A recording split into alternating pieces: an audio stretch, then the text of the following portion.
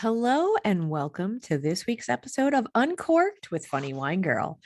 This is Funny Wine Girl, aka Janine Luby. This is probably the first time in several months, and I can tell you, I honestly cannot recall the last time that I've recorded a podcast while drinking wine. That's correct. Most of my podcast episodes are recorded anymore during the day. And I mean, not that I don't drink in the day. Let's come on. I'm not trying to fool anybody, but not typically during a regular weekday or the morning where I have coffee. So this is like after 8:30. I've had some drinks. I had a lovely day. And yeah, so I've had some wine. And I want to say, so normally I just get started. I say how I know my guest and we get into it. So I'm going to do that in a minute. But I also want to share something. I decided upon this new segment today because it came out of nowhere. What's on your mind? So we'll get into that because I had something on my mind. But anyway, this episode, I'm going to talk to Roya Hamadani, who is someone that I think she is hilarious. She's smart. She's just a ray of light. She is a woman that I met through my comedy, my stand-up comedy. She performed with me at Mountain View Vineyard and a couple other places. And she got me pulled into the Lehigh Valley scene, which I'm grateful for. And she has moved to Massachusetts. So I want to catch up with Roya, see how things are going there, how the comedy scene is different, how it's similar, what's been going on with her. And she did move for family reasons. I want to talk to her about that because that is something that's very prevalent in my life now as my parents get older. So we're going to catch up, but I want to get started too. So I want to say first, yeah, I've had a little wine, so I'll be a little bit discombobulated. So how are you, Roya? Welcome. Thank you. I'm doing well. Thanks. I haven't had wine, but I'm okay. Well, that's good. That's good because I've had enough for the both of us. But no, today earlier, I was like, oh, this could be a new segment because I don't know. I'm always trying to improve the podcast. Although I'll be honest, I listen to these other podcasts and I'm like, they may have a lot more followers, but like, I don't know if I want to do some of the like, the crap they're doing, but like the little segments they do. But today something bothered me and I wanted to share because it was on my mind. And then I was going to say to you, Roya, what's on your mind today before we get into the interview? So what was on my mind today? I actually had a really good day. So before I start bitching, I want to share today. You're catching me, everyone who's listening, and Roya on I can't even tell you, honest to God, if I could paint this, if I could put it in a photo, if I could put it into a perfume, I'd love it because today was a wonderful day. And I don't have wonderful days often, not because I'm a horrible bitch or because life is terrible. I mean, life is life, right? But with my perimenopausal hormones, I mean, life has been fine, but there are days that are tough. Today was just a lovely day. I started a personal training session with someone and I had met with her. I had talked to her. I knew her before and I talked to her. Her prices, I looked at them and I was like, oh, I can't really afford this. But then I thought about it and it's like, you know what? Money is more than about the dollars signs, right? It's about what we value.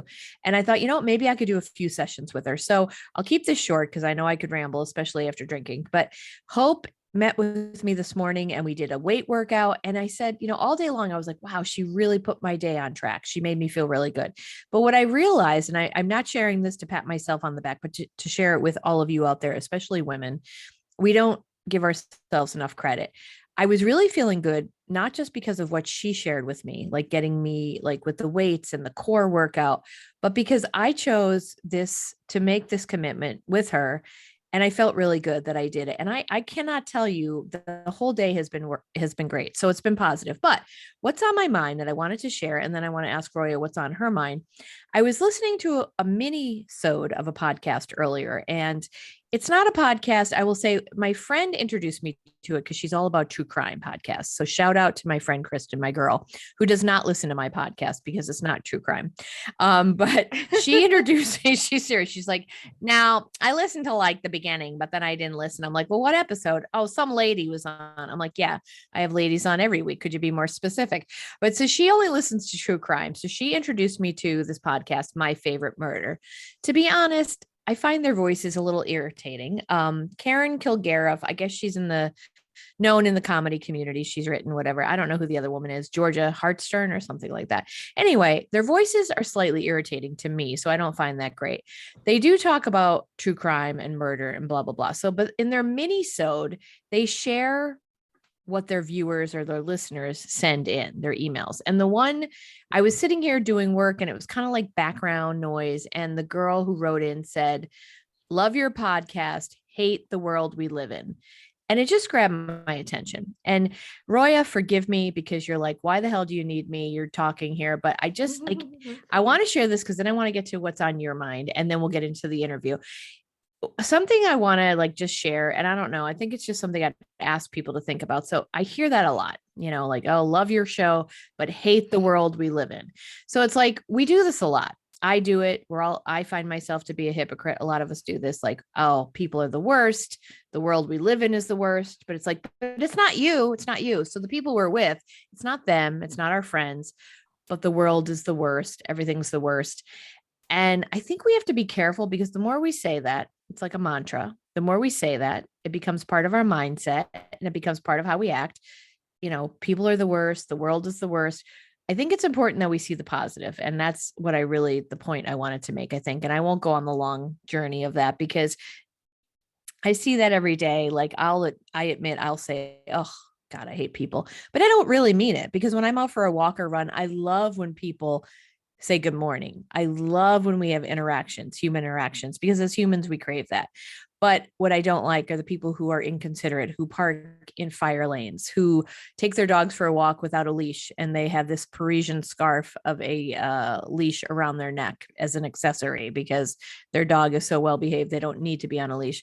Things like that don't consider other people, like, aggravate me. But like, so when we keep saying the world sucks and people are the worst, I think we're really, we're only damning ourselves, is I guess what I wanted to say. And I had a really good day, and it just struck me because I had a good day. And I think we really need to fight to see the positive in our day, the positive in our lives, and share it, and just kind of share it with other people. So that's my spiel. And Roya, what is on your mind? That's anything today that struck you. I want you to share if you don't mind. Sure. Well, let me just say though, because what you were saying, I have these quotes on my wall, and one of them is, we see the world not as it is, but the way we are, which is from the Talmud. And it's exactly like kind of what you're saying. It's that sense of like, is it really like that, or is it how your mindset is that day? I have mental illness. I don't know if I've ever said that on this podcast, but I'm sure I've said it somewhere. I have it sometimes in my comedy, but I've been living with it for a very, very, very long time, probably since I was in my teens. And sometimes, like, I'm like, am I in a bad mood? Am I depressed? Is it the world, or do I need to change my meds? Like, there's this constant, like, wondering if everything is if I'm overreacting, basically. And so lately I was having this problem where, like, I just couldn't do anything. Like, like, you can't get out of bed and all that. But like, no, I literally couldn't get out. I'd have to have my husband drag me, like, take my arms, pull me out. And then I started a new medication, and I'm like, it seems to be helping, but I'm getting all the funny side effects where I'm like, I'm a little dizzy and I'm a little nauseous and have a little bit of a headache. And then I take a look, because my husband had read me all the side effects. And I take a look and I was like, oh, sudden blindness. You left this one out. Oh my gosh. Wow. But so far hadn't had that one, but they always have like crazy side effects. Like one was like extra heartbeats. Like, what? What do you mean extra heartbeats? Tachycardia, come on. But yeah, it's just this, like, I'm constantly kind of trying to gauge, is my mood, what's going on, how do I get myself out of this thing of thinking like pessimism and just, like that kind of thing. And we all do it. I mean, believe me, like I said, I upfront say I'm a hypocrite because I'm not trying to say like, oh, I'm better than I'm not. But I just find it interesting when I watch and I observe social media, and especially I'm going to get a lot of hate mail here. The people who have pets, and I know I don't have pets, like, people suck, but, pets, dogs are people too. No, they're fucking not. But, and it's like, the people are the worst, pets. But like, by saying that, like, you keep saying that and you're not respecting people. I know I will get run over in a crosswalk before a dog will. Like, you're not being good people either. So it's like, it affects me, but it's just like, it's challenging. But I know when we spoke, and I should have said earlier that Roya has been on my podcast before. We spoke when you were still in the Lehigh Valley area, before you moved. But we did not talk about that. And if you don't mind me asking, only because you brought it up, like, so Mhm. what is your diagnosis, or that you live with mental? Sure. So I have bipolar disorder. Bipolar, whenever I meet someone else who's bipolar, I say, are you bipolar 1 or bipolar 2? And if they say 2, I go, I won, because I'm 1. Woohoo! So for me, it was like I was misdiagnosed for a very long time as just depressed. Happens a lot to people who are bipolar, because it's like we never think the mania is a problem. Like, come on, that's the fun time. So but yeah, it unfortunately it can be what I didn't know is bipolar mania can be irritation and rage. So that's not good. Um, Getting arrested is a possibility, that sort of thing. So yeah, got to keep it under wraps. I take my meds faithfully, not just for me, but for all the good people around me. That's my community service on a daily basis. Now, it's interesting that you share that, because I didn't know that, but I've had Gab Benesso is someone who I've had on my podcast like 4 or 5 times, and has bipolar, and I believe it's 1. She talks about it very openly, and she's a comedian in Pittsburgh. She's a mental health advocate. She does shows for children. She has been doing a lot for Disability Pride. And I brought her here in Scranton through the Humor Therapy Fund. So she spoke to different audiences here in Northeastern Pennsylvania. We did a show together. And then I had Kelly Moran on a few weeks later in May, talking about her bipolar disorder. So but I do think it is important, and I am grateful. And I want to say, I thank you, appreciate you for sharing that, because we do need to talk about that more. So people who do have it Yeah. understand that they're not alone, and that there's nothing to be Mhm. ashamed of. Yeah, and also I feel like I want people to know, like, if the weather's bad and it goes back and forth, don't call it bipolar. If something breaks in your house and then unbreaks, don't call it bipolar, because we don't want to be compared to things that are frustrating or broken. Yes, that's a very good point. Yes, Yeah, yes, so that's a that's very good just my point. one wish. That's my one wish. Your one wish. Yeah, Yeah. that's a fair one. That's very fair. I think we can work to make that happen. Yeah. Last time we spoke, you were in Lehigh Valley, but as I said earlier, like that's how we met. You were in Lehigh Valley. You did one of my shows. You were gracious enough to invite me into. You were doing a lot of, and I want to applaud you. Roya has done a lot of great things to bring women into comedy and highlight them in the Lehigh Valley area. And I got to meet a lot of wonderful other women in the Lehigh Valley area because of you. And I want to thank you for that. You still come back and perform. In fact, I know you will also be performing. I'm so excited. I get to perform this year at the Steel Stacks at the Music Fest. I'm so excited. And you will be there, and your husband, Ian, will also be Hmm. performing. But you guys have moved to Massachusetts Hmm. a little over a year ago.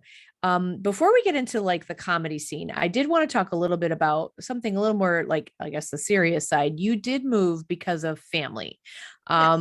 And I guess this is something that's on my mind, because my dad's 86, my mom's 77. They live next door. They're in good shape, good health, but life is life, right? Things change. And my brother lives a couple hours away. I'm the one that's kind of like, hey, did you buy your plots yet? Do you want to be cremated or not? Like, I'm the one having these conversations, which I say it like with tongue in cheek, but this is part of life. Some people don't want to talk about it, but it is part of life. And as we all experience death and people we lose, things like this is conversations we have to have, and we do care about our loved ones, and we have to help them, in any way that we can. So you moved because of family. If you want to tell us a little bit Sure. about that and how it's been. Sure. So first of all, when I was living in the Valley, my mom was living on her own, and one day had a fire. And when the fire was happening in the kitchen, she called me instead of 911. And I normally do not pick up my mother's calls for my own mental health, but I did. And then I was like, why are you calling me? And I called 911 for her. And when later I asked her, she just said, I called 911 and you were working there for some reason. So I was like, okay, there's a problem. So she ended up living with me and my husband for 2 years, which was the worst 2 years of all of our lives. And we found out she had mild cognitive impairment. So I decided that we needed to move. She's 83. My sister lives in Arlington, Massachusetts, and she has triplets, and they are teenagers now, but I wanted her to have time with them before she either didn't know who they are or um, died. So I brought her here, and she's been able to see them on an almost weekly basis. They really like having a grandmother in their life. All their other grandparents have died. I've told her she is the last grandparent standing. She loves that. And the thing is like she's holding steady at mild cognitive impairment, so she can live on her own. We've got like medical alerts, we've got cameras, we call her all the time. So far, but she did have a fall, and that's why it had happened in the middle of the night, so it would have happened even if I was there. So she was able to hit the button, and she got help right away. And she actually broke her back. Ooh. And then within 2.5 months she healed. And she's fine. Which is Wow. like, my mother is a tank. She's been through a lot. She's been through World War II, the Iranian Revolution, my father's driving. She's had diabetes, heart disease, and then she fell and broke her back, and then she's just up and around. Like, she almost died actually of a really bad flu. She was hospitalized, she was intubated. She was, after about a month, she was back in the saddle. She's just made of iron. And can't kill that woman. Yeah, well, see, this was the thing. We're like, oh my God, she's a tank. And then we're like, oh my God, she's a tank. Like, even her doctor, I was like, I think she's a tank. And she's like, I think she is a tank. Yeah. She's gonna live forever. And I said, Mommy, say you're a tank. And she goes, no, I am a senior citizen. So I'm like, okay. I was meaning that as a compliment. But she's a tough cookie. So she's doing okay then. She's managing. Yeah. And she is an example of someone who hates people, who thinks the worst of everyone, including her relatives and her children, who has disowned multiple relatives, who we just call the Heart of Darkness is one of our nicknames for her, and also where joy goes to die. And yet she's running around. And so what I say to her, I said, Mommy, only the good die young. Just be as wicked as possible. You'll outlive us all. So let me ask you, how has the move been for you? I mean, that's a big adjustment to move and like away quite a bit. Yeah, it's horrible. I hate moving so much. Only she is the only reason that I would move. Like, there's no other reason, because it's such a pain in the butt. We're still unpacking. Also, like, we thought like after we weren't living with my mom anymore, my husband and I would just like miraculously become healthy again. Instead, we gained like another 20 pounds on top of the 20 pounds that we gained with her. Like, cause she would cook for us. Like, we would try to get her not to, but then she didn't like our cooking, and she liked to like make herself a martyr, and she would get out the oil and just like pour it. Like, and it would just like be glug, glug, glug, glug. I mean, like, it wasn't measured. It was just in time, amount of time the bottle was held. And so yeah, it wasn't healthy cooking. But somehow the stress of moving, we were just like, where's the takeout? Give me that menu. That's how it is again. Yeah, we were stressed out, very stressed. Now, so you spoke about this before with your mother's. Does she make certain dishes though? Because I know you've spoken about your ethnicity before. Does she have certain dishes that she loves to make for you guys? Yeah, well, see, my dad passed away, but he's Persian, and my mom is Filipino. And between them, there's a lot of rice. It's like so much rice. And so she makes Persian rice. Yeah. And then she still makes Persian pareshas for us, the stews, but at the same time likes to make us the Filipino dishes like pork adobo. So it's really fun because like the one culture is no pork and the other one's like pork, pork, pork. So my mom would cook, and she'd have on the dinner table the rice, and then she'd have like adobo, and then she'd have like the stew for my dad, like, which would be like fried eggplant with in the stew, and then there would be maybe tostones thrown in there because why not? And then, like yogurt with cucumber, mustard which is Persian, but goes really well with pork adobo. So in some ways, I feel like they were meant for each other. And so my mom would eat eat the Filipino food. My father would eat the Persian food, and I would eat both, which is why I was a I was a very chubby kid. And so she still makes all the favorites, what everybody loves. And I can't cook like her. I've tried, but I can't hold the bottle up for that long. Like I physically cannot cook like her. Like it just feels wrong. So You like cooking or no? I mean, sometimes like I like making ice cream. I started making ice cream. I really like it.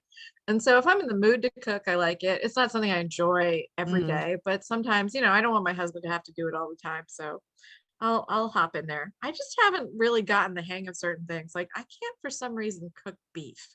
Like Hmm. I can make a stew with beef, but I tried to like roast, like make a pot roast, and it came out like leather. I'm like, what am I doing? I'm following the directions. I just don't think I'm meant to cook it. That's okay. I'll just order it in restaurants. It's fine. Now, does Ian, your husband, does he like to cook or no? Or does he just do it he to eat? he also cooks. I think he likes it better than me because he'll like find a recipe he wants to make and then like follow it. I hardly ever follow recipes. There's probably some point with the pot roast I just went off book. Like, I went off I book. just usually just throw something together, but he actually likes to follow recipes and learn things. The only Yeah. time I really use the book is for baking because that's like chemistry.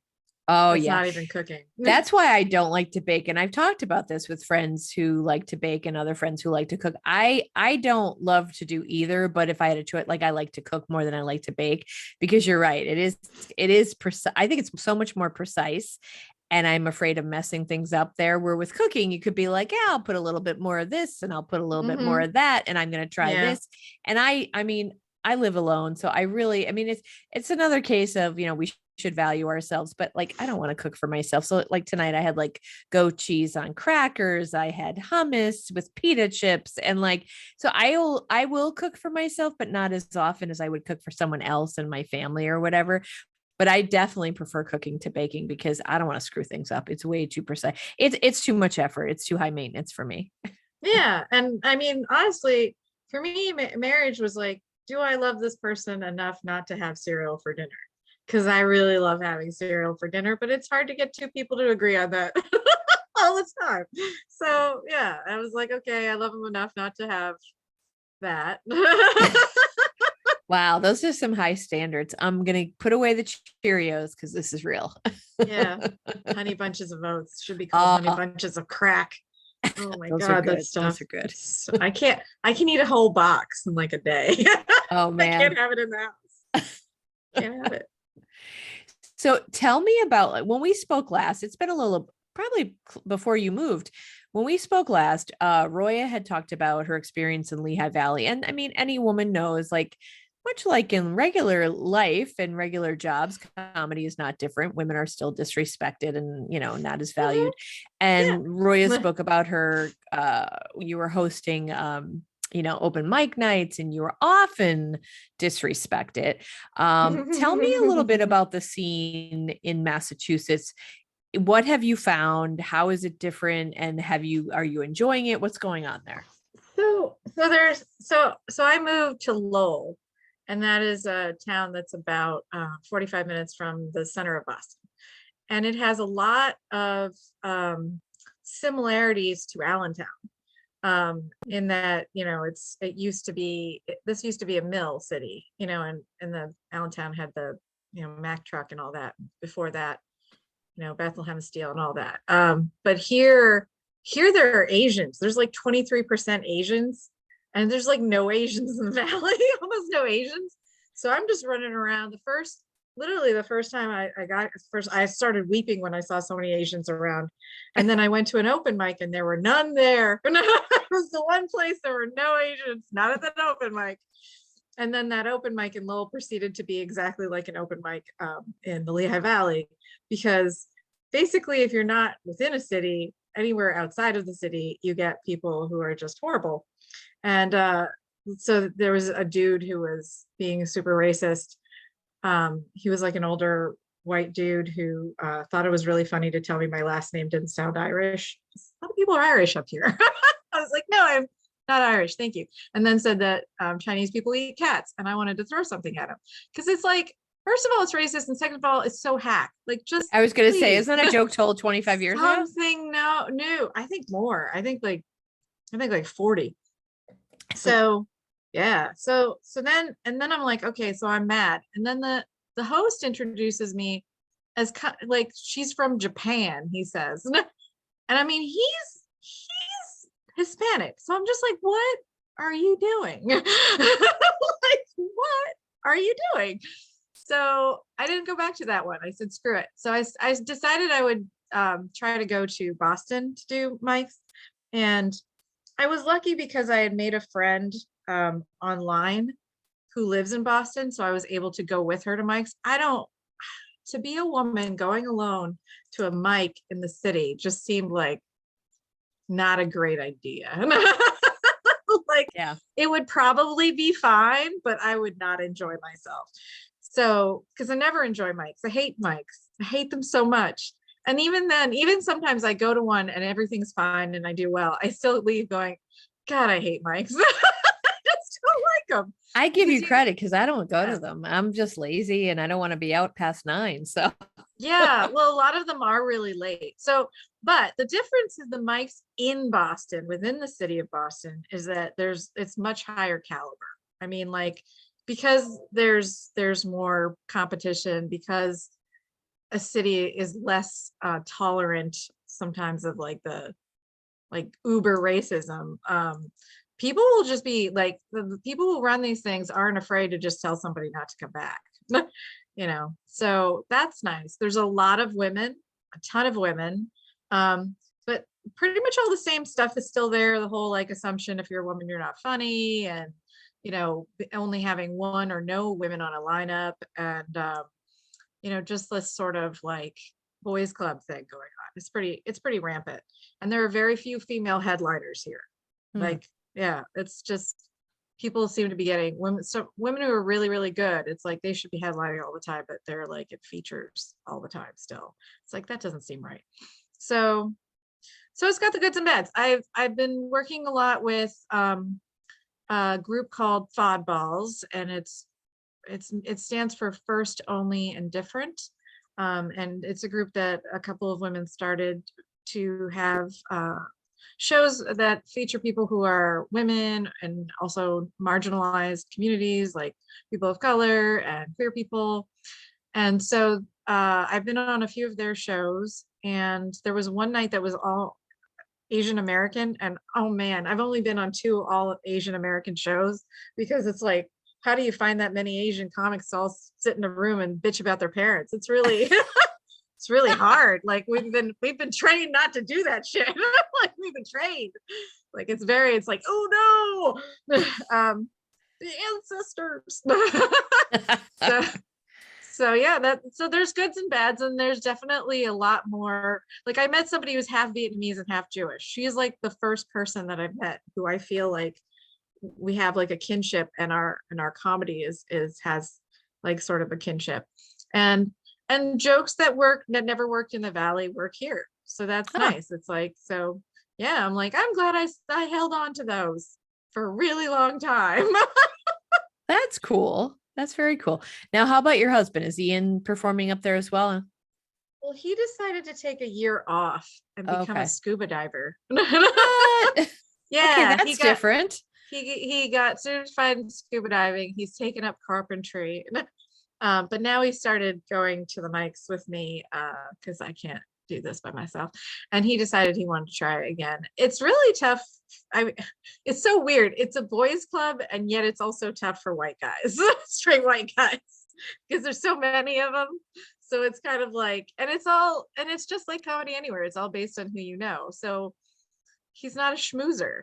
He's not a schmoozer, I feel that. I get that. So I think once I'm going to start working with some people to put together shows, and obviously he's going to be on one of them. So I'm like, I don't know, he's marginalized because his comedy requires a brain. So, yeah, that's a tough one. No, but it's true. It's like his comedy is completely different from the other guys, because it's just like, I mean, nobody goes up there and goes, I want to talk about my garden hose. You know what I mean? And and actually the garden hose. Yeah, the actual garden hose. Yeah. Actual garden Not hose. with like a wink and a cheesy grin, right? Nope. It's the garden hose. So yeah, I mean, there's a lot of room, especially this place where I'm living in Lowell. The lineups that I've seen are heavily white male. Sometimes there'll be a guy or two of color. Very rarely women. There are apparently some women here who have set up some shows, but I mean, I hate to say it, it's just like I don't know if I guess where they're pulling from, if they're not comfortable maybe pulling people from Boston and stuff, and they're just looking at a mostly male pool, then that's what's happening. Not everybody not everybody would be familiar with women in Boston and be like, oh, I'm going to pick this random person I've never heard of and ask her to come down, you know. So it but there have been really kind people, really nice people. Oh my God, people from New Hampshire seem to be so nice. Like I don't even understand it. Sometimes I just stand there open mouthed in in a Trader Joe's while somebody treats me as though I'm their long lost sister. It's just like handing me things, telling me things like, oh, and if you do this and this one's so good, all you have to do is heat it up. I'm like, what is happening? So You're it's so interesting. kind. They are very kind until they start driving. And in Boston, I would say that the driving's homicidal, but the people are, they're fine. Like they're New Englanders. They're not warm and fuzzy, but there's so many people who have moved here from other places that you can't even really make too much of a generalization. So, but the driving is insane. They are trying to kill everybody and themselves.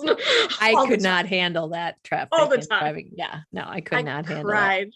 The first time I had to drive through Boston traffic, I was crying. I almost got hit by a bus. It was like, oh my God, the bus lane. Ah!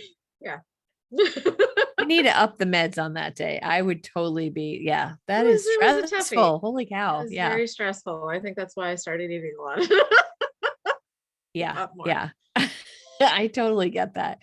Now you have a show and I was like, oh my gosh, this is so cool. It's in Salem, I believe, right? With Megan Getz, the ghost comedy shows. And I think she runs them a lot. Ghosted, is that what it's called? Yeah. So Megan Getz, for my listeners, Megan has actually, it is due to Roya that I met Megan. Roya, I think that's how it works. Someone introduced me to you. No, I think it was the other way around. Or was it the other way around? Yeah, because really? Meg couldn't make a spot. You needed Meg, but she couldn't make the spot. So she's like, try my friend Roya. Okay. Okay. But I didn't know Meg either. So it was like, I think someone introduced me to her. Yeah, I didn't know Meg. So I met you. And then eventually I met you first and then I met Meg, and Meg is from the Poconos. So when I have shows in Stroudsburg at the Mountain View Vineyard, she's been up there twice. And it's great because she gets like her families in there and she tries to pull out some of her, the folks that she knows up in that way. And she was with me, I think last year she did a show and she'll be doing October 12th. She's going to be emceeing the show that I'm doing there. And I'm going to be working with Emily Epstein White from Philadelphia, who I've never worked with before. She's really nice. Yeah. I looked at her clips and I'm like, oh, she seems really funny. But I know that that Meg does these, is it Ghosted? Like where people write for other comedians, like you write for each other. So you're doing that show with her in Salem, Massachusetts. Yes. That's awesome. So when is that? And tell us what that whole concept is like. So it's August 15th in Salem. Ghosted is basically, she pairs comics. And then they each write a set for each other. And then they don't see it until the night of, when they then read the set. And it is basically a light roast. So like, so I didn't know that, or maybe I forgot when I said yes, because I'm real bad at those. And the person that I'm working with is my friend Steph Darwin, and she too, I think, said yes before understanding that concept and was also like, what? And I gave her lots of things to roast me about. Like I told her, I was like, I've recently started foraging Like I literally go and eat weeds now for no apparent reason. Like, oh look, it's the lamb's quarters. Oh, it's some wood sorrel. Like if you ever heard of fortune, like I don't know what happened to me. It's like I don't know. I don't know. I woke up, I was 46. I'm like, I'm gonna go eat the lawn. I don't know what happened. Yeah, the grass is looking kind of high. Let me take that down Yeah. an inch So or like, two. I feel like I gave her that and a bunch of other things, and then I'm thinking about her, and I was like, she's just a lovely human. I don't know what I'm supposed to say. Oh, you got to dig deep. There's got to be something. Yeah, I don't know. That is an interesting concept. I always see, like, I've never seen a show, but I've seen Meg's posts on Instagram, and I'm like, that just looks like really very different and very cool. Well, there's a couple I think online, and one of them that I saw that was really funny that she sent me was her boyfriend wrote the set for her. And it was funny. It was just it's because it's like the closer you know somebody, I think the but also I think I felt like everybody in the crowd knew them too. So that's part of it. It's like if you know them, then it's even funnier. But I think in this case, like me and Steph, we're like at the beginning of a friendship. So I really don't want to end it. Like it's been going Let's keep this beautifully. friendship going. Yeah, it's been going really well. You know, like every so often you'll meet somebody and like they'll say something, you're like, oh, I like you less. That hasn't happened. We've both been like, even if I didn't agree with something, I'm just like, you know, but it's yeah, I don't really know how to do that. So I gotta figure it out by August 15th. So now, did this come about because, like, through a connection that you have? Just because I saw that, I'm like, oh my gosh, she's going to be in Massachusetts. And I give her all the credit in the world to be doing these shows in different places. Was that like your connection in Massachusetts, or is that hers? No, That she was did hers. this Okay. all herself. Wow. Okay. She made a New England tour. Oh Like she wow. contacted venues in Connecticut and what's some other state? Well, some more of those New England states maybe up it's like that Rhode way. Island, I guess. Vermont, maybe. I don't know. Yeah, maybe Vermont. Who knows? New Hampshire, maybe. I don't No, know. that's pretty cool. I didn't, when I Yeah. saw Massachusetts, I just assumed that it was you that made the connection. I didn't know that she set them up that's really neat. Okay. Yeah, because it's like so there's so many people doing so many things all at once. And I would love to, I think I would, it's like I wish I had endless energy and ability and like could just maybe wasn't even endlessly energetic in my 20s. Like I just spent most of my 20s on a couch. I was actually a Nielsen family. That's how much TV I watched. They approached me to watch TV for them. Um, so so yeah, but it's like there's so many women doing so many interesting things in different cities. And I know there's a woman in Salem who's been running a mic and doing shows for a long time. And I don't know if maybe she is involved, but Salem's a really fun little town. So we almost moved there, but you have to pay like $1 million for a postage stamp. And then the entire month of October, you can't get home.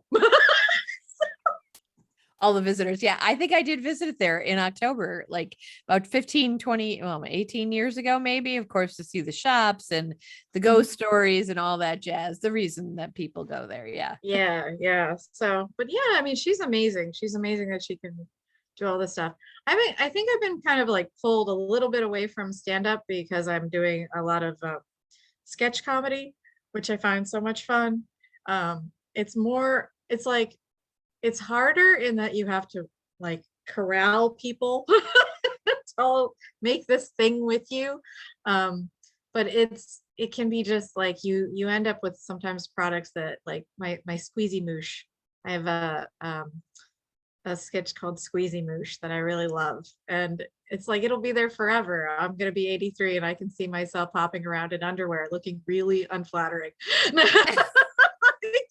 And then I'll be like, I look great then. I don't know why I was upset. Exactly. I was freaking smoking back then. Yeah. Yeah. So yeah. So we're like Pigeon City is my sketch comedy group that I work with. Two lovely young men, Jaya Peck and JJ Ellis. And I think it's good having other people look at your work and stuff, and having like a writers group is really nice. And I think it's been good for them for for me, they have like really imaginative ways of looking at things, and it always heightens my concepts. And for me, I feel it's like I'm the one going, "Hey, women, no, that's not it. That's not how that works." I'm also like the resident people of color. Like, is this okay? I'm like, I mean, I think so. I guess we'll find out. I could be wrong. So, but it's nice to have a group of people working towards something. Stand up is lonely. You can have a writing group, but I've not done that. Yeah, no, you're absolutely right. I mean, they're so different. Just like with improv, that's more group connection, and stand Oh up yeah. is isolated or about you, your individual. And I was going to ask you about that because I know when you were in Lehigh Valley, you had the Pigeon City. So is that you're still working with the group and you work together now? Are your partners in the two guys? Are they in Lehigh Valley and you kind of connect through Zoom or? Yeah, so we Zoom every couple weeks. We Zoom, and that actually has been fine. Like I kind of thought it was going to be a problem, but it's been fine. Because what we do is we do like a table reading of the work, and then we talk about how to make it better. And then once we start having rehearsals in October, because the show is the first week of November. Once we have our rehearsals in October, I'm gonna just come down because my in-laws live in the valley still. So I can just stay with them. And then I also know quite a few people who would let me crash on their couch even if that wasn't possible. So yeah, I find that drive down not a big deal. The only problem with the drive between between Massachusetts and Pennsylvania is the wasteland called Connecticut, where there's apparently one road, maybe two, and then there's always something wrong, and you always get stuck in Connecticut. It's like you can't even tell anybody your ETA until you've made it through Connecticut. Like everybody's like, "Oh, I'll be there at 7," and then they're like, "I'm in Connecticut and it says 8:30 now." Yeah, it's because it's Connecticut. It's where time is lost. Time is lost. Yeah. Yeah. What would you say is, I know like we talked about as far as being solo versus the team. What do you like that's different about the sketch? I mean, just for listeners who may not get the difference, and because it's funny, people who don't have a clue about comedy will be like, "Oh, do your sketch or do your whatever." How do you like? What's the difference? Obviously, it's more writing and like it's creating kind of like a mini sitcom or way, like you're creating a story but with other people. But what is it about it that you like that's different from stand up? Well, you can attack different concepts. Sometimes so my first teacher, or one of my first teachers in stand up said, if it is better to see it visually, then it's not going to be a good joke. So this is the way you can show things, like, because one of the big jokes with Squeezy Moosh is me jumping up and down trying to get into the women's shapewear, because it's about women's shapewear, which is a completely insane concept of like them telling you like, okay, put on this compression stocking because you love yourself and you're so confident in your body that you want to compress yourself to the point where you can't breathe. And so I'm like hopping in, and that is funny to watch and less funny to describe. So I think that's because that's what it is. Like I have this one sketch I'm working on where a woman is fighting a robot that wants to stop women from asking men out. And it's like, I tell jokes about like how women should ask men out because like we'll spend like 45 minutes picking a nail polish. And then it's like, whoever shows up, that's what I'll decide who I marry and mate with. Whoever shows up. It's like, are you kidding? It's 8:05. Is he coming? What's going on? Yeah, it's just whoever shows up. I'm not going to ask anybody anything. So to me, it's like car shopping. It's like you don't wait to see what parks in your driveway. You go to the lot, you find your car. So I hunted my husband. That was how I did it. So I was like, I want to show this concept. It's hard to talk about and get as much like excitement behind it as I get when I was writing the sketch, and I think it's going to get. I mean, if a woman fighting a robot on stage doesn't like throwing coffee at it and stuff because it's in a coffee shop. So I feel like that's going to work out. And so it's basically that. It's like the visual parts of it I did another one called Gynae on the Go. I need to edit it because I've learned how to edit. I've gotten Adobe Premiere and learned how to edit because I want to learn how to film so I don't need boys anymore. I can do it all myself because they're not up here. My boys are down there. Screw you, boys. Yeah, no, I mean, I love them. I brought them up. Actually, those three of my boys came up. Now, is any of them the tampon guy? Yeah, the tampon guy who is Evan. Okay. Evan. You know, it's really bad when you can't remember somebody's name. It's so important to you because they're your living tampon. It'll come to me. He's a wonderful I started human. following him on Instagram because I was just like, sure, I'll follow the tampon guy. Yeah, I haven't posted in a really long time. I have to do that. So he came up with my friend Jaya and then my other friend Alex, and we went around the city of Boston with a giant tampon. Evan was dressed as a giant tampon, talking to people and filming. And boy, oh boy, it's funny because 2 weeks after that, for the first time ever, there was a tampon on SNL. Mr. Tampon Man. Mr. Tampon was on SNL. And the whole time we were out there, people were filming us like crazy. They wouldn't come and talk to us. They wouldn't come near us, but they were taking photos and video. And I was Isn't just that like, interesting? wow. Yeah. I was like, okay. I mean, they changed the costume because instead of having the tail between his legs, the white cord, they had it coming out of the top of his head. But let me tell you, people would were saying things like, is he a candle? Is he a white penis? An old woman said. And then I was like, and then they'd see the cord and they're like, he's a tampon, isn't he? We're like, yes, he is. Evan Williamson. Thank you. Tampon Man. Well, I found it was fun to look at the photos of him on Instagram and stuff. Yeah. Yes. Okay, so the sketch is definitely more visual and there's more teamwork involved in that. But you're still also making it to Pennsylvania, which I mean, God love you, because I do not like to drive anymore. It's not even just a matter of like, I have actual driving anxiety, which sucks because I feel like a child. I feel like I'm losing my independence. But so you're driving from Massachusetts back to Lehigh Valley quite a bit. I know you've been back quite a bit to do different shows and still working with the folks at the Lehigh Valley stand up and steel stacks and doing shows there. So you will be back also. Besides doing the show with Meg that's coming up in Salem, you'll be back. What are the dates that you and Ian will be performing at the Music Fest Comedy Platz? I think that's Friday and Saturday. I think it's the 11th and 12th. 11th and 12th. Yeah, because I know I'm performing August 12th. I think you guys are on the 9 or we're on the 9:30s on both shows. Right, 9:30. Okay. So going to be so old and tired, but it's fine. Old and tired.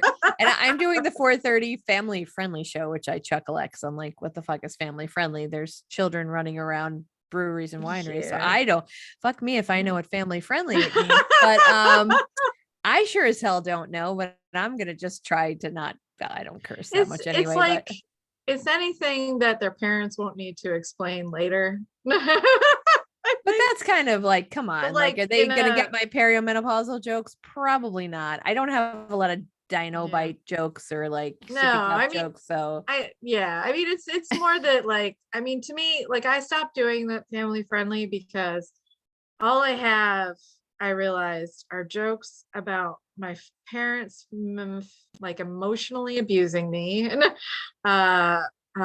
my weird sexcapades that I've done when I was manic and racism. So like well, I didn't really want to do family friendly, but I'm excited because this is my first year, but I forget how it was phrased. I mean, like, I didn't want to be like that girl and be picky, but like, I didn't want to do family friendly, but like, I don't tell dirty jokes, but my jokes aren't for kids. I think I marked in the comments something like, I can do PG, but they're not going to get the context. But I mean, they don't expect us to be like, you know, doing sock puppets and magic puppet shows, right? So when I did it, I found that the children just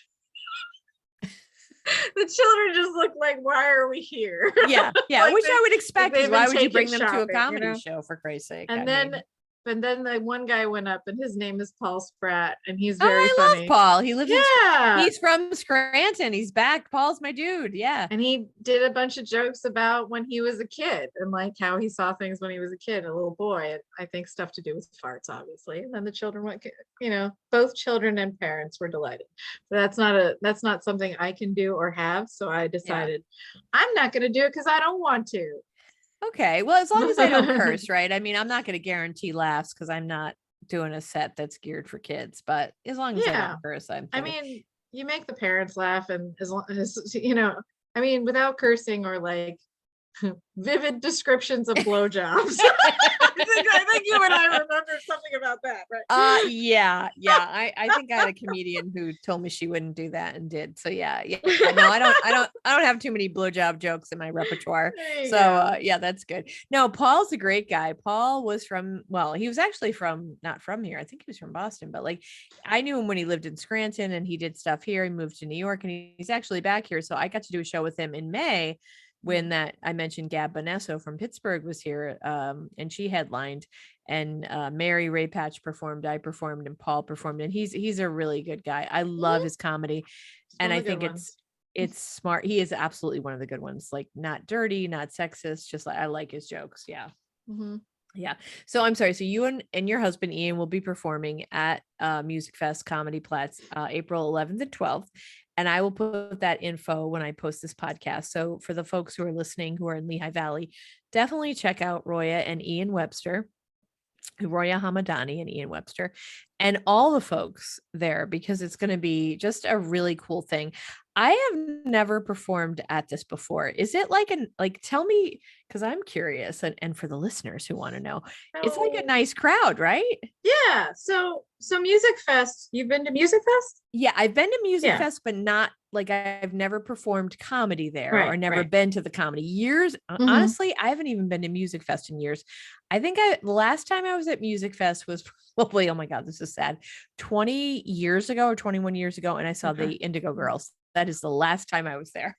Okay. Well, so what I found is that the people who come to the shows, the only issue that I've ever had is like, as the night progresses, people get drunker. So the family friendly, they're pretty much sober. And then the 7:30, they're buzzed. And I get to do the 9:30 when they might start calling out. So that's great. People will stand up. People will stand up and leave because they think it's like anything with like the music tents, they can just come and go. So hopefully they do it between comics is what we encourage. But it's like a barn. It's like a barn. The ice house is where they used to keep ice. So it's really huge. And then they set up these like bleacher type situation. And if there's a lot of people in there, it's like quite a lot. I remember one time I was up there and it was like the biggest wave of laughter I've ever felt in my entire life was in that room. Not that I was so funny, but they were all like, because they're all sort of around you because it's like on three sides. So it's coming at you from three sides and it's like, it's pretty cool. And 7:30 usually gets the most crowds. So yeah, I mean, people are generally nice. The only trouble we've ever had is with drunk people calling out, and it's never like mean heckling, it's the helpful heckle, like like, yeah, I did that too. Yeah, let me tell you how that happened to me. Like, I feel you, I know what you're talking about. Yeah. Some dude like no, you didn't, did you really? Come on. That kind of thing that they do to other dudes. Women don't get yelled at as much, but we only get yelled at by other women, right? Yeah. Oh yeah. They're like, it's a girl. Oh my God. I know. I went up once and a woman was screaming that at me and I was like, it is. Please stop yelling at me. Like, I understand you're excited, but this is not the way I wanted to start. No, I saw pictures from, I think, Aaliyah Brown, who I've had on the podcast, and I know that you're friends with, and Aaliyah's awesome, and she's at Steel Stacks and does a ton of awesome shows there. I saw her photos and I was like, wow, look at that setup. That's really cool. Yeah. Like a lot of people attended. So it could either be like, I'm looking forward to either like, wow, amazing feeling like, wow, they laughed at me, or like amazing silence and crickets chirping. I don't either way, it's going to make it at all. Ian and I were saying we thought you'd do really well there. Like Yeah, it's because I don't think you'll have a problem at all. The people come in there, and I think your comedy will be accessible to them. And I think also that the people come in there wanting to have a good time. It's not like when you walk into a bar and they don't know you're supposed to be there or something. They're like coming in on purpose. And That's helpful. Yeah. and it's like not it's not near everything. Like you have to go up a hill and then go in. Like they do not wander in. They know that it is there. So They're no not part like, of it what's is, in here? yeah, exactly. It's not like, oh, I'm gonna climb that hill and find out what's in there. No, they're like, the comedy's over there. We're going over there. Come I mean, on, kids, we're getting over this big hill to laugh. the only thing that may happen is sometimes I do wonder if the air conditioning is like a pull. Because it's not like a lot. It's like it's cooler in there, but I don't know if it's air conditioned actually. It just always feels cooler in there. I'm not sure why. Maybe it's that's why they kept the ice there. But in any case, Yeah. or if it's raining. But like for the most part, I've always noticed that people want to enjoy themselves and um, are genuinely, in a good mood. So that's always easier to make people laugh when they're in a good mood. They've been festing and they have the little mug, the big mug of alcohol. Little or big mug, whatever size, it's all good. Yeah. Yeah, I'm excited. I am truly excited. So as we wrap up, I did want to ask you if you want to share, because I don't even know where you're at with this. A while back, a couple months ago, you messaged us to share something with you because I think you were Yeah. taking a class, but I'm not sure. Yeah. You want to share something about that just because Yeah. I'm curious and I think it's kind of cool. Yeah. So basically what happens is this. When I moved, I kind of like lost access to my guys who were filming for me. And so I decided to take a class on video production. And I am still like working on like, I need to pick a camera, buy it, the editing part is the part that I have been doing the most of. So I decided I wanted to do, as part of my finishing my class, was a mini doc on women in comedy. And what happened is like, as I was doing it, it just wasn't like coming together the way I wanted it to. So what I've talked to my teacher about doing is having a series. So the first one, because I want to have a series because I would like to have LV Stand Up Women be its own.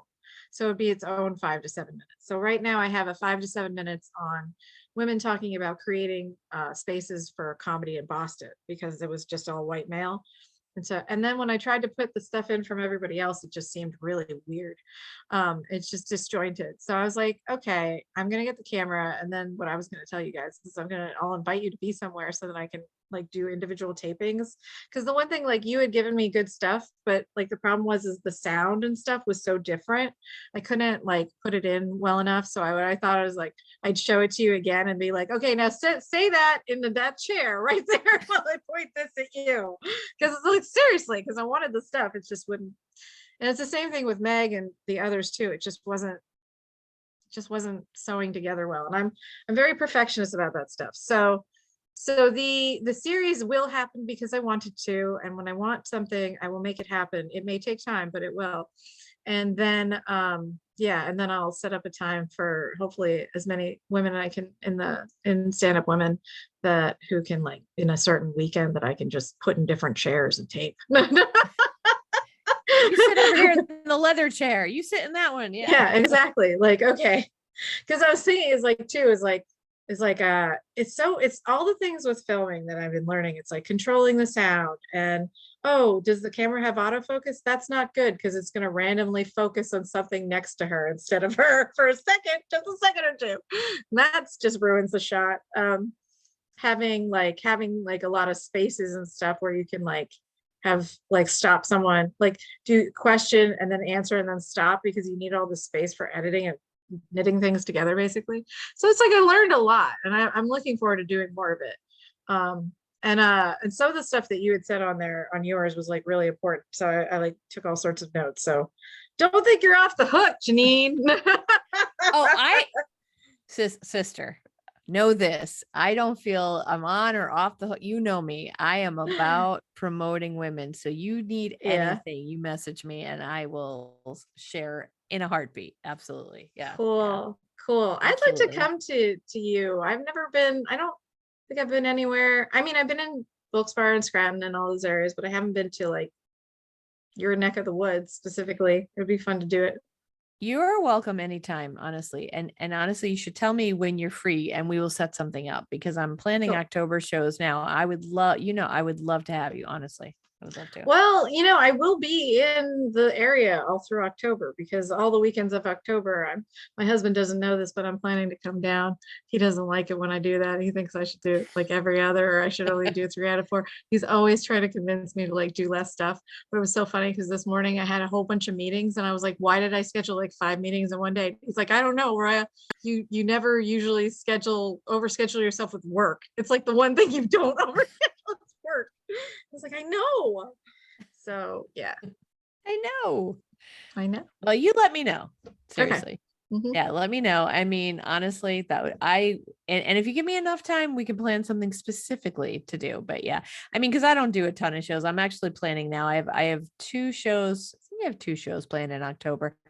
Emily Epstein White and Meg will be on the one in the Poconos, and then I'm doing like my friends own a coffee house in Pittston, Wilkes-Barre area that I'm going to do. Another friend is a romance writer, Tina Gallagher. So it was going to be an evening of rom and com.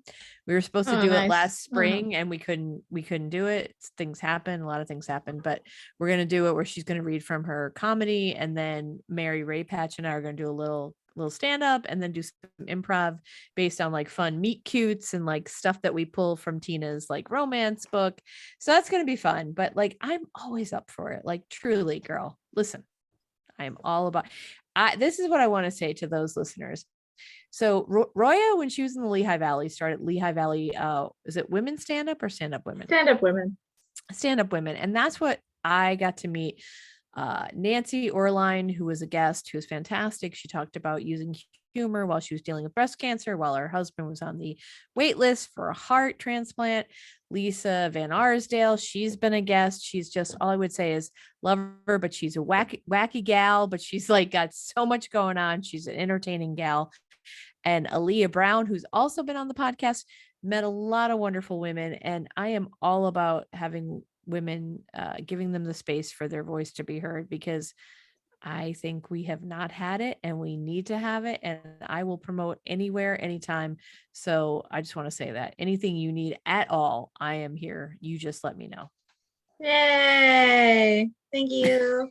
Absolutely. Absolutely. Yeah. You messaged. So for those folks listening, Roya was piecing together, as she mentioned, like putting together a piece about women in comedy and asked us to share something. And I tend to ramble. It's true. So I was like, oh, Jesus, I don't know what the hell I said. But basically for me, I'm not looking to be a regular full-time professional comedian. I live in Scranton, close enough to go to New York City on a regular basis, but I don't like to drive distances. I don't want to sit on a bus. So I'm not going to the city, and I'm 51 years old. So it's not happening.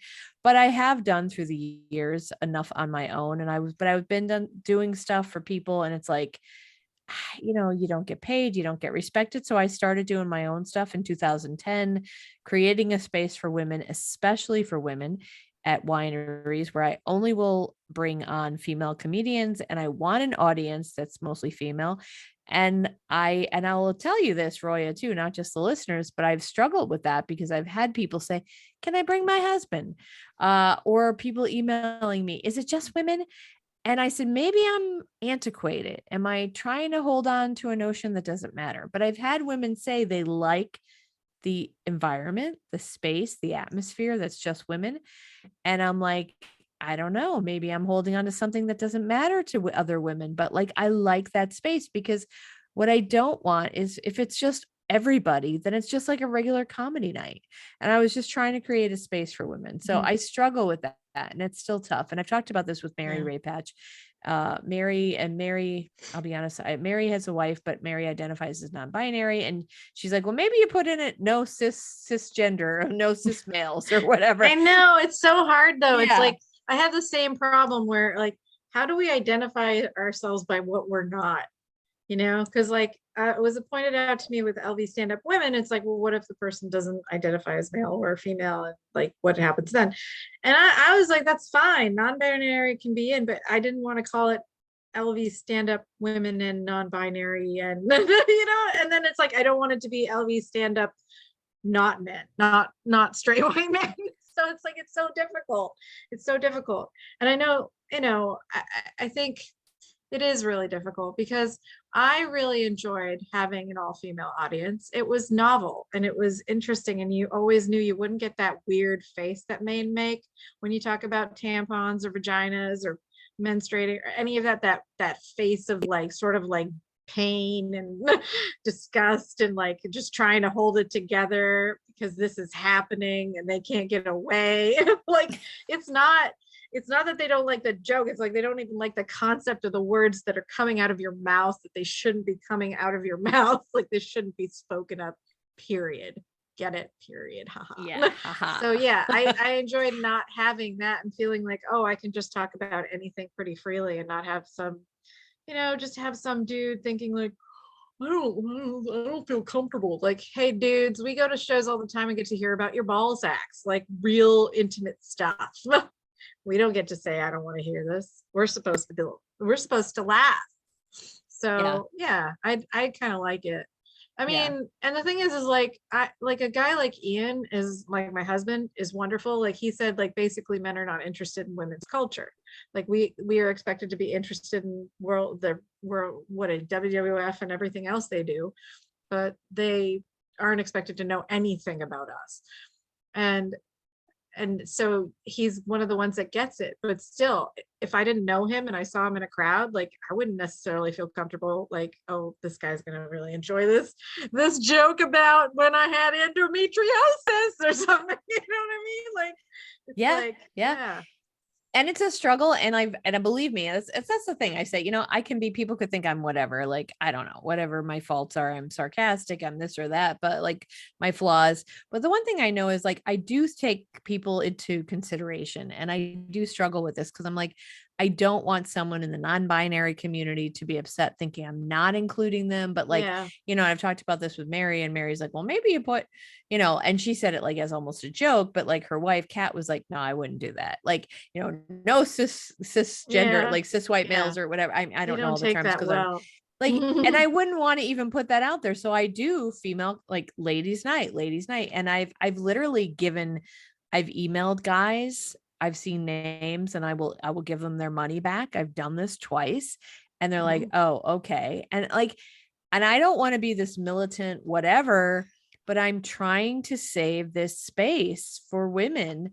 And I'm not apologetic. I'm like, honestly, I say fuck people who don't get it in a way, but at the same time, I don't want to disrespect women. Women are my concern, and non-binary, like the other folks, whatever. Well, but I want a space that's safe, and I want a space like what I'm trying to create is like definitely only women on my shows.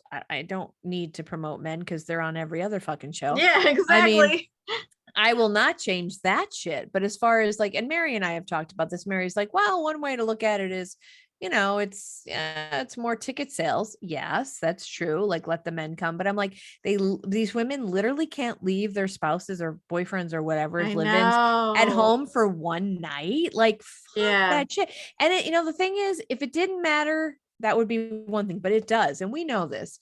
I've seen it, the dynamic changes when it's all women versus a couple folks who have their boyfriends in the corner. They're kind of not comfortable, or they're only laughing at stuff. They're looking at their boyfriends like, it changes the dynamic, and I don't want that shit. So it's, I mean, for me, that's why I keep going. But believe me, I do question it all the time because it gets like, I get like women who are like, oh, can I bring my boyfriend? And I'm like, oh, just beat me over the head with a baseball bat. I'm like, it's a women's night. Allow me to show you to a million different comedy clubs where you can see a show anytime, Can I just say too, is that if men had a club, I don't know that they would sit there and debate and feel upset about if they didn't include non-binary people. Like, this is something essentially female, is that we're constantly like having to think about what other people feel, and like, it's a good thing that we do it, but at the same time, it's like they never have to do it. Why don't they ever have to do it? They don't have to do anything they don't want to do. Like, they don't do things they don't want to do. For the most part. For the most part. That's the difference. We're the heart and soul. So it's like, well, we're raised a certain way. So whenever I see, like, it's just, it boggles my mind sometimes watching a man just do what he wants. I'm like, you're just gonna do that even though people will be upset with you? Holy shit. Like, this just breaks my head. But yeah, I think you should keep doing what you're doing, because there's no reason why there can't be a space where it's just women in a room. And if somebody is non-binary, you can just put on it somewhere in the thing, like non-binary people are always included, like somewhere on the form or on the thing or on the web, like somewhere you can put it somewhere, like we do it with LV stand-up women. But I don't feel the need to like entirely change something because, you know, us, it's just because it's working for so many people. Like you said, like there are women who probably have a hard time getting out of the house without their husbands. I used to be in an abusive relationship where he was stuck to my butt. I couldn't go anywhere or do anything. I was like literally, like I had like a couple hours on a Thursday night when I was allowed to be with a friend, and it was like 9 o'clock. If I wasn't back, I was getting texts. So it's like sometimes people just need to have like some space away, and maybe that's how they get it. And you know, if it's like, well, I can only go with women to this show, you know, that kind of thing. But yeah, it's sad. There's probably situations like that. Plus with the content, like you said about the, like, I don't care if a guy doesn't want to hear about this. Like for me, what I'm talking about now is what's going on in my life. Like it's my hormones, it's my perimenopause. If that makes you uncomfortable, I don't give a shit. So other women who get it, which they do, and also, which is a whole different thing that could be a whole separate podcast, that we don't talk enough in the society about this shit, what women are going through. We haven't researched it enough. We don't have help enough for the hormones. What we're going through is real. And it's not just like, oh, she's on her period.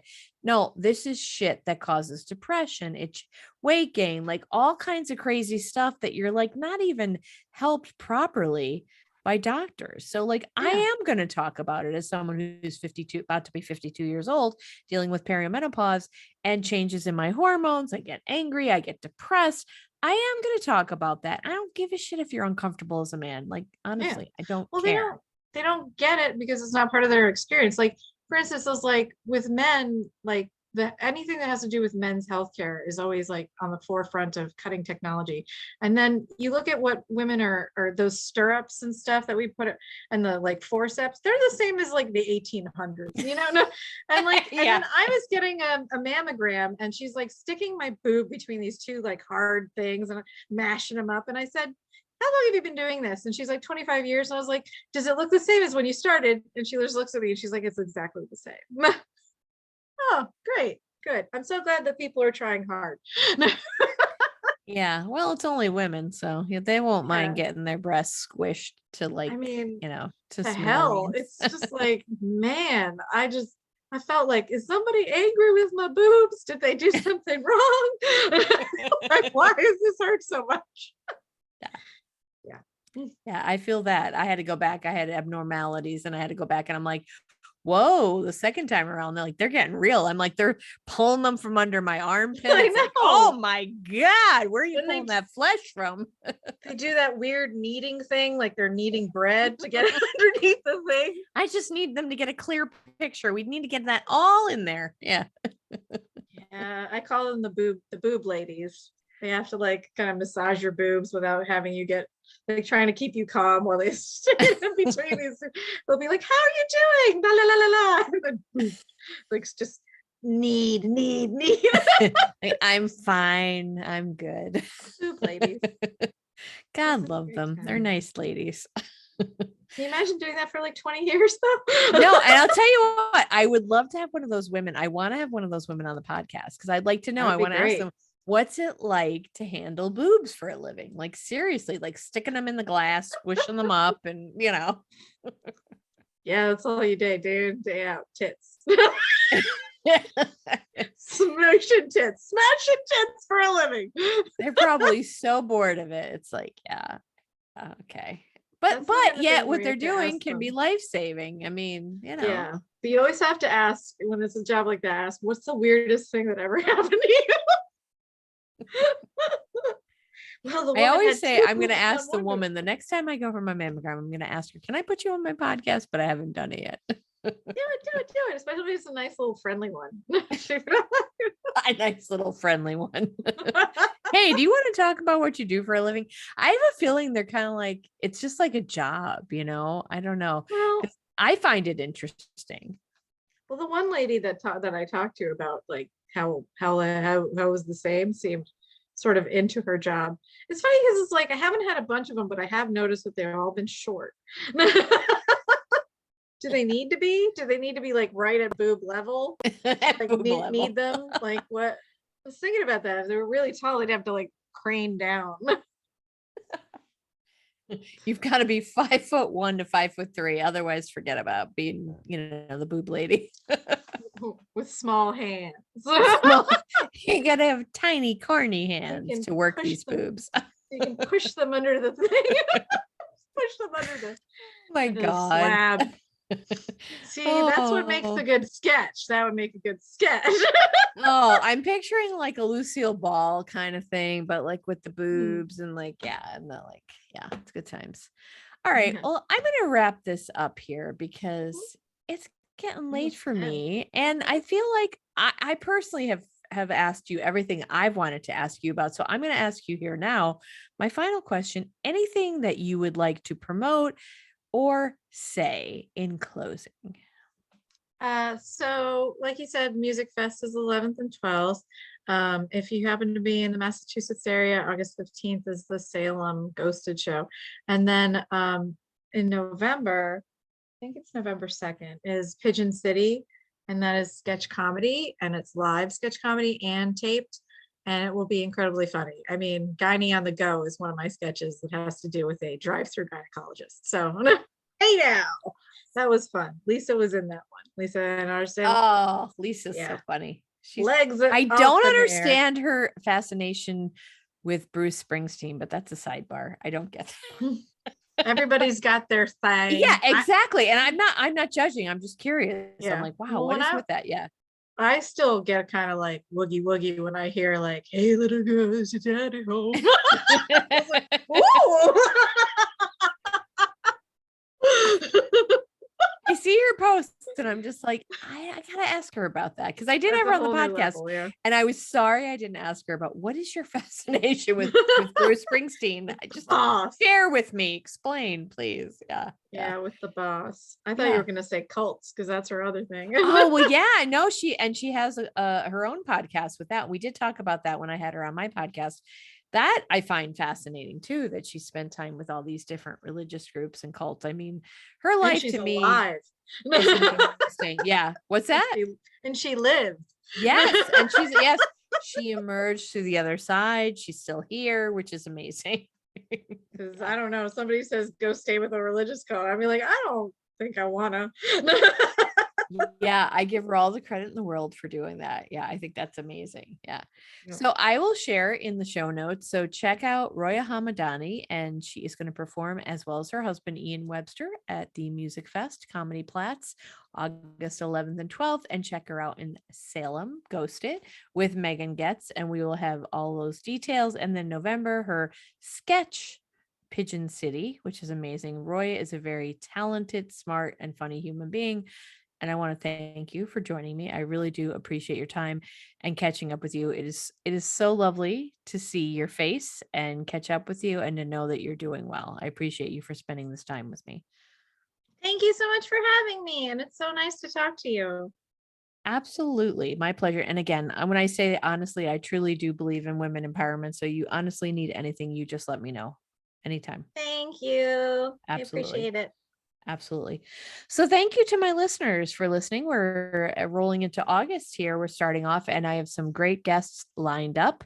Laura Duchesky from the Scranton Area Community Foundation will be joining me, and I will have that episode next week. Scranton Area Community Foundation has been doing amazing work in northeastern Pennsylvania, and we'll get into that.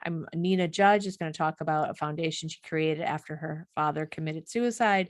Serious topic for September is Suicide Prevention Awareness Month. be talking about that. And Katie, I don't actually know her last name, but she is someone who has a podcast about standardized patient work, which is something that I do, one of my mini gig life in my gig life. So we'll be talking about pretending to be a patient with a variety of ailments, which is so much fun. So there are some serious topics coming up, and there are some very lighthearted topics coming up as well. But I do appreciate you listening always. It means a lot to me. If you've enjoyed this podcast, please share it with a friend or an enemy, because they need love too, and they need some enlightenment. But as I always say, I appreciate you from the bottom of my heart and the bottom of my wine glass.